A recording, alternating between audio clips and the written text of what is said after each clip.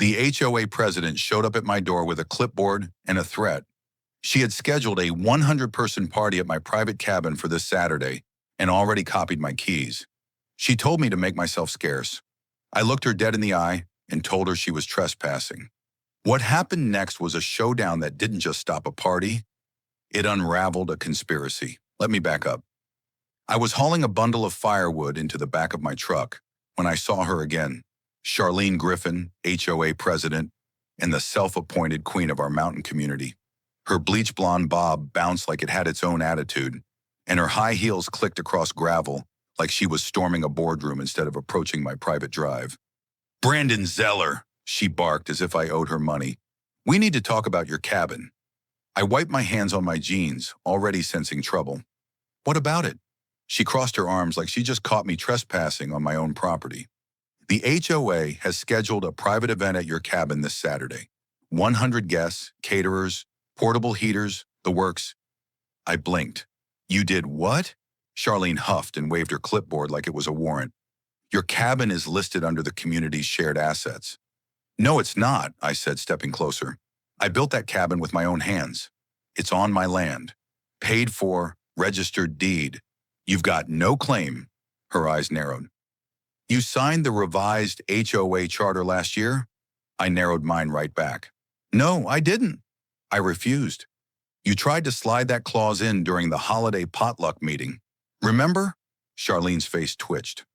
"Regardless, the HOA board voted unanimously. It's happening. We've already sent out invites." "You're out of your mind," I said flatly. She stepped closer, her perfume hitting me like a chemical weapon. "Brandon, don't be difficult.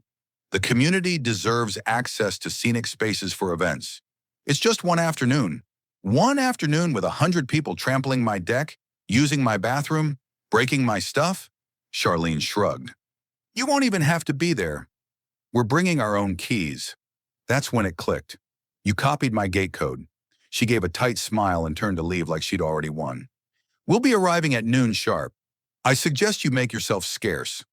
I stood there, my hands still dirty from honest work, heart hammering against my ribs. It was more than anger. It was a cold, steady certainty. She had crossed a line, so I dropped the firewood and I got to work. Not out of rage, but with the quiet focus of a man protecting what was his. First, I changed the gate code. Then I installed a new chain and padlock across the rear access trail. After that, I called my buddy who managed the local tow yard and gave him a heads up. Unauthorized vehicles on my land would be considered trespassers. Finally, I installed a motion-activated camera by the front gate and made sure the cabin security system was online. I was ready, camped out in my cabin with a pot of chili and a six-pack, waiting for the fireworks. But would they even show, or had my bluff worked? Oh, they came all right. By noon on Saturday, the road up to my gate was lined with Lexuses, Range Rovers, a white catering van, and even a shuttle bus idling with the words Mountain Vista Private Events printed on the side. People in pressed khakis and designer puffer jackets were stepping out with wine totes and folding tables, laughing like they were arriving at some Instagram-perfect vineyard. Then the honking started. The lead car, a navy BMW SUV with vanity plates reading GRFN1, laid on the horn like it was going to unlock something. I watched the whole thing through the cabin's window, sipping coffee in my flannel like I was ringside at a circus. Eventually, Charlene climbed out, flanked by two men in matching scarves and a woman carrying a clipboard larger than her handbag. She marched to the gate, yanked on the new chain, and stopped dead. She turned to the crowd. "Everyone, please remain calm. There's been a small miscommunication." I stepped out onto the porch, leaned against the railing, and called out, "You mean the part where you planned a party on private property without asking the owner?"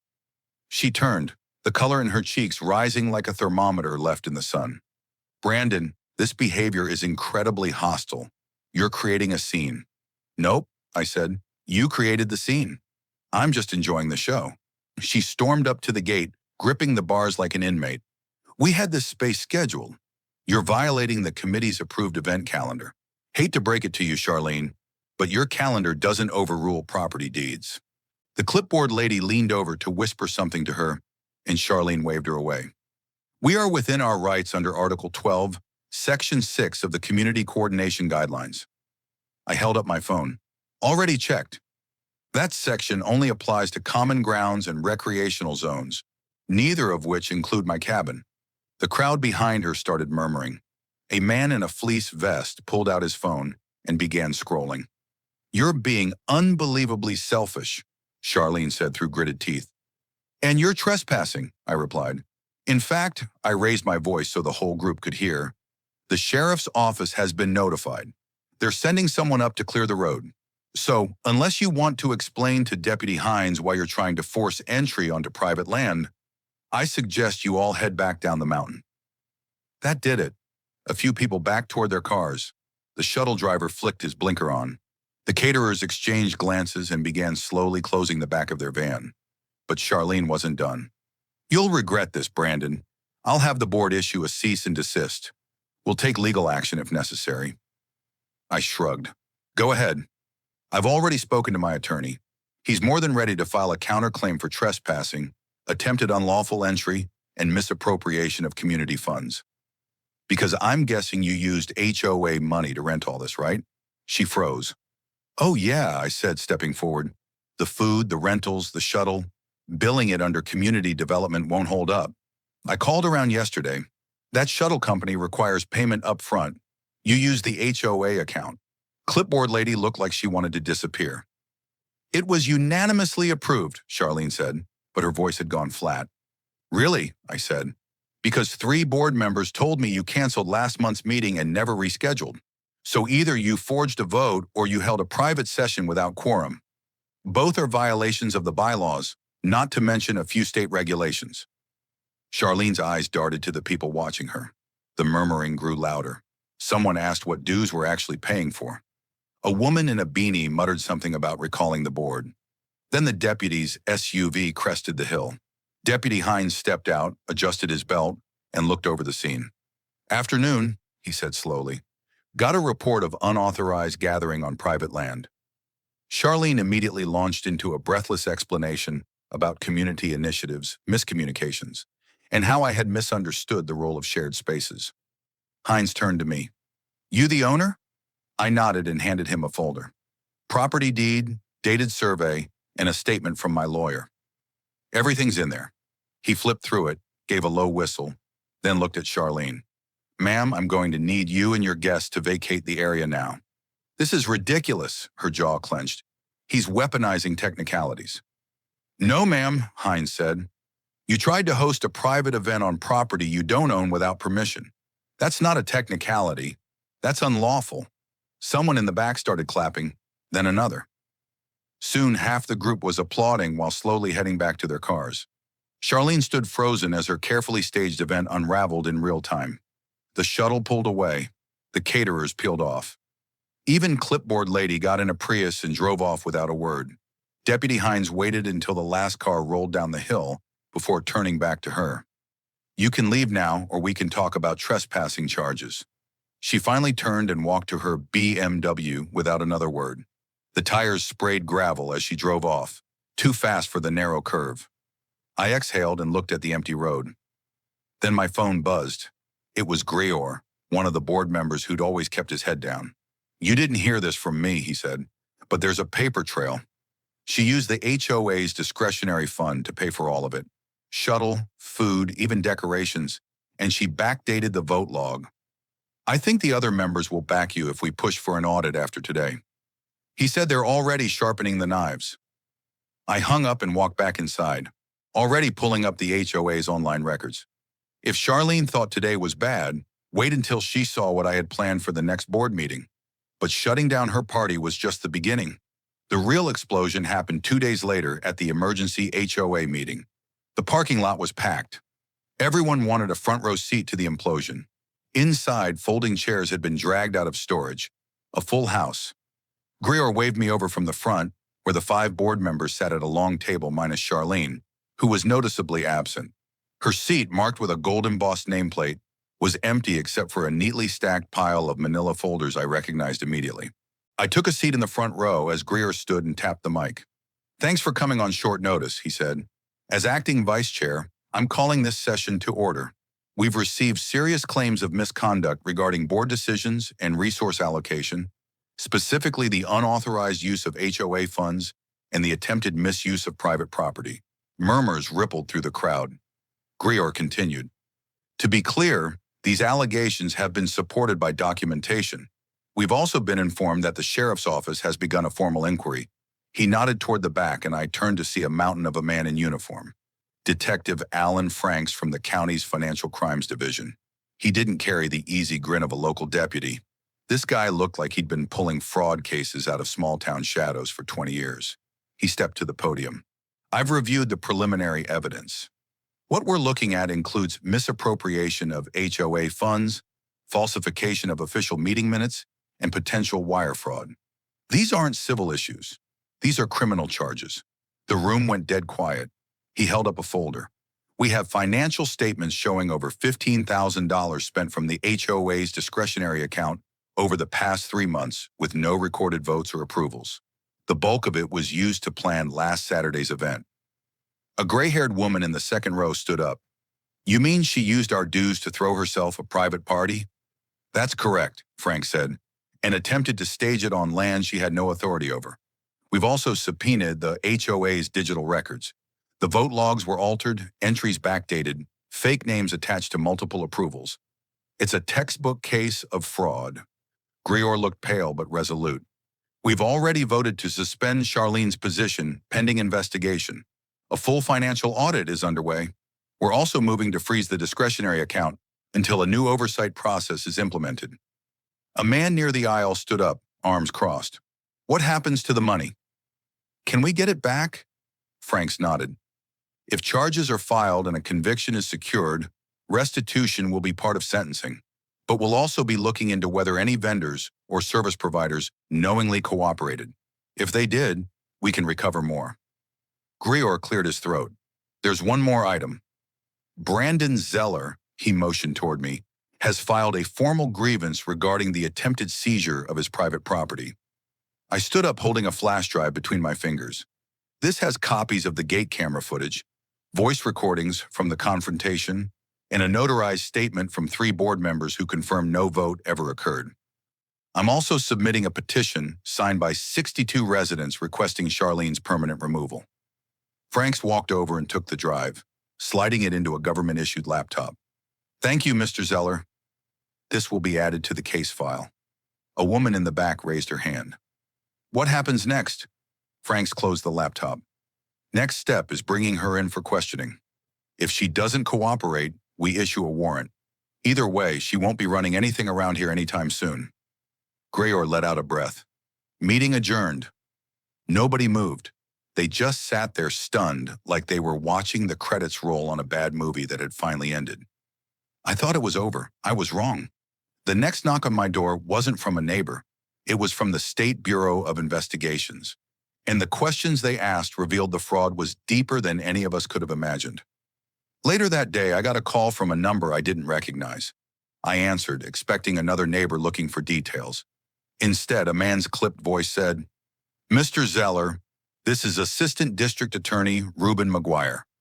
I'd like to discuss your statement and the evidence you submitted. I stepped into my cabin's kitchen and closed the door behind me. Sure. What do you need? First, I want to thank you. You've made this case easier to prosecute. Second, we're filing charges within 72 hours. I'd like to know if you'd be willing to testify. I didn't even hesitate. Absolutely. Good. We're also looking into a second issue. There's evidence Charlene used HOA funds to pay a private contractor for landscape improvements on a property not owned by the HOA. I frowned. Whose property? That's what we're trying to determine. The contractor's records are vague, but one invoice includes a GPS tag. It's about 50 yards from your west fence line. I ran a hand through my hair. That's the edge of the wildlife corridor. It's protected land. Nobody's supposed to touch it. Exactly. The Department of Environmental Regulation is already involved. If she ordered unauthorized work on that slope, she's looking at felony charges. By the time I hung up, the sun was setting behind the ridge. I walked down to the western edge of my land and found exactly what I'd feared. Fresh tire tracks, a few recently planted shrubs, and a battered sign that used to say, Conservation area, no development. Charlene hadn't just tried to steal my cabin. She'd used HOA money to illegally landscape protected land, probably to make it more presentable for her party. How deep did this go? I took photos, geotagged them, and sent them to the ADA. The next morning, a squad car parked outside her house. She didn't come out. Not when the officer knocked, not when he left a notice taped to her door. But by noon, word was everywhere. By sundown, her house was quiet. No porch lights, no movement. Just a cold silence that settled across the street like a warning. Over the next week, things changed fast. An emergency election was held, and residents from every corner came out to vote. Charlene's name wasn't even on the ballot. Greor won by a landslide with a newcomer named Dia, an ER nurse who'd lived here for 10 years but never joined a meeting, taking the treasurer slot. With the new board in place, they passed a resolution banning any HOA expenditures over $1,000 without dual signatures and public posting. They also implemented a rule that any use of community funds for events required a 75% approval from attending members. I didn't run for a seat. I didn't want one. But I did agree to help draft the new bylaws with Dia. She had a sharp eye and zero patience for nonsense. We worked late a few nights tweaking language, clarifying loopholes Charlene had exploited. One night while we were reviewing the final article, she looked up from her laptop. "You ever think about selling this place?" she asked. "Not once," I said. "Why?" She smiled, not smug, just tired but satisfied. "Because we need more people like you around when stuff like this happens." I leaned back in my chair. "Hopefully it won't happen again." She closed her laptop. "Hope's good, but bylaws and locked gates are better." We both laughed, and for the first time in weeks, it felt like the community actually belonged to the people who lived in it, not the ones who tried to rule it. But the state wasn't finished with Charlene yet. What they discovered next would turn a local HOA scandal into a full-blown criminal investigation. 3 weeks after the board meeting, I stood at the community center podium, reviewing final revisions to the new HOA charter. The room was quieter than it had been in years. No raised voices, no clipped interruptions, no power-hungry glares from the head of the table. Charlene's chair had been quietly removed the day after her suspension. A new wooden plaque reading, "Public Input Welcome," now hung on the wall, where her framed portrait used to be. The vote passed without a single objection. Afterward, Dia and I walked out into the cold dusk, the parking lot wet from an afternoon drizzle. She pulled her keys from her coat pocket but didn't unlock her car yet. "I got a call from a state investigator this morning. She said they had questions about a landscaping contract Charlene pushed through last winter, something about tree removal on the north slope." I frowned. "That's a no-clear zone. She signed off on that?" "She did more than sign off. She apparently submitted a falsified environmental impact report under the HOA's name." I stared at her. "She forged a state document?" "Yep, and she made it look like it came from the Division of Forestry. The font didn't even match. The investigator said it was one of the sloppiest forgeries he's ever seen." I shook my head, trying to imagine the gall. Dia looked over her shoulder at the center's darkened windows. "They're filing additional charges. State level this time." I didn't say anything for a while. The wind shifted, blowing the scent of wet pine across the lot. Finally, I said, "She never thought she'd get caught." "No," Dia replied, walking toward her car. "She thought the rules were hers to bend." The following Monday, I got a knock on my cabin door just after sunrise. Not the usual soft tap of a neighbor. This was firm, deliberate. When I opened it, a pair of men in dark suits stood beneath my porch awning. "Brandon Zeller?" the older one asked, holding up a badge. "Special Agent Darrow, State Bureau of Investigations. This is Agent Lynn." Lynn nodded while unzipping a leather bag. "We'd like to ask you some questions about the HOA's use of state funds over the past fiscal year." I stepped aside and let them in. Over the next hour, I learned more than I wanted to know. Charlene hadn't just misused HOA dues. She'd used falsified grant applications to secure state funds for community beautification projects. Over $40,000 had been funneled into accounts she controlled directly as president, under the claim that they were being used for public trails and erosion control. Only there were no trail markers, no invoices for soil stabilization, no work done. Period. "Where'd the money go?" I asked. Darrow opened a folder and slid a photo across the table. Private contractor in Lakeview. Custom deck, outdoor sound system, imported stone fire pit, all installed on a property owned by Charlene's cousin. He's claiming he thought she paid with personal funds. I stared at the photo. The deck looked freshly stained, the stones still clean of soot. Let me guess. He lives outside HOA jurisdiction. Exactly, Darrow said. No oversight, no questions. The agents asked for copies of anything I had that might prove Charlene had access to HOA financials without proper review. I handed them a thumb drive with old board emails, including one where Charlene had dismissed a request for a spending audit by claiming the books were already reviewed by her personal accountant. Lynn raised an eyebrow. Her personal accountant? She said it saved time, I said. They packed up their files, thanked me, and left. I watched their car disappear around the bend, then turned back inside to start a pot of coffee. I had a feeling I'd be hearing from them again. By the end of the week, I did. Charlene had been arrested outside her cousin's house. The local paper ran a front-page photo of her being led into a cruiser in a red coat, sunglasses on despite the rain, lips pressed into a line like she still thought she could spin the situation. The charges were extensive: wire fraud, misuse of public funds, forgery, and conspiracy. The last one caught my attention. I called Grior. Yeah, he said, his voice tight. Turns out she had help from the board. Number. From her cousin and a contractor who was submitting fake invoices for work that never happened. They split the money. The contractor's already copped a plea. She's going away for a long time, isn't she? Looks that way. I was quiet a moment. How's the community taking it? Mixed. Some people are still in shock. Others are furious they didn't notice sooner, but most just want to move on.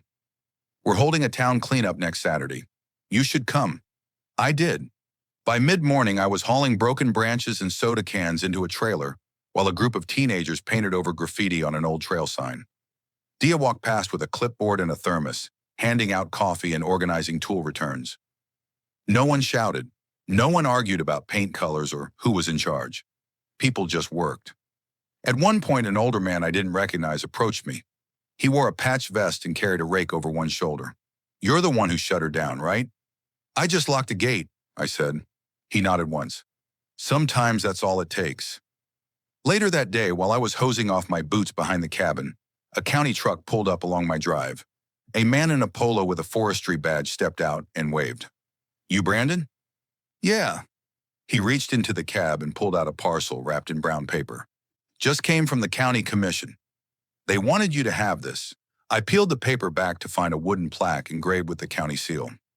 In recognition of civic vigilance and protection of public lands, awarded to Brandon Zeller. I turned it over. A handwritten note was taped to the back. Thanks for keeping the gate closed. Some things are worth guarding. I didn't mount it on the wall. I didn't need to. But I did leave it on the shelf above the fireplace where anyone who visited could see it if they looked. 3 weeks passed, then 6. Then the trial started. I wasn't called to testify until day 4. The courtroom was packed. Charlene sat at the defense table in a blazer 2 sizes too tight, her hair pulled back so severely it looked painful. She didn't look at me when I walked past. The prosecutor walked me through my testimony. I stuck to the facts. The gate, the confrontation, the funds, the documents. I identified the audio recordings and confirmed they hadn't been edited. I described the conservation zone and the evidence of landscaping. Charlene's attorney tried to paint me as a disgruntled neighbor with a personal vendetta. Isn't it true you refused to participate in HOA meetings for several years? I attended when the meetings were legitimate, I replied. Isn't it also true you made threats during the gate incident? No. I made legal warnings. There's a difference. The judge didn't even let him finish his next question. By the end of the week, the case was closed. Guilty on all counts. Charlene was sentenced to 9 years with parole eligibility after 5. Her cousin got 3. The contractor walked with a fine and a suspended license. The HOA board held a final vote to dissolve the discretionary fund altogether. From now on, every dollar spent had to be posted publicly, and all board meetings were streamed online. A rotating citizen panel was created to review all spending proposals. It wasn't perfect, but it was progress. A month later, I got an envelope in the mail. No return address. Inside was a single photograph. My cabin taken from the trail, golden light glowing through the windows, untouched and peaceful. On the back, someone had written, "Still standing." I, I tossed a few more logs into the fire, poured myself a drink, and sat back in the chair on the porch. The cabin was quiet. The only sound was the crackle of my fire and the wind in the pines. The air was sharp and clean, the kind of deep quiet you only get after a long fight. I took a sip of my drink and looked out at the locked gate. For the first time in a long time, it was over. Everything was finally and completely still standing.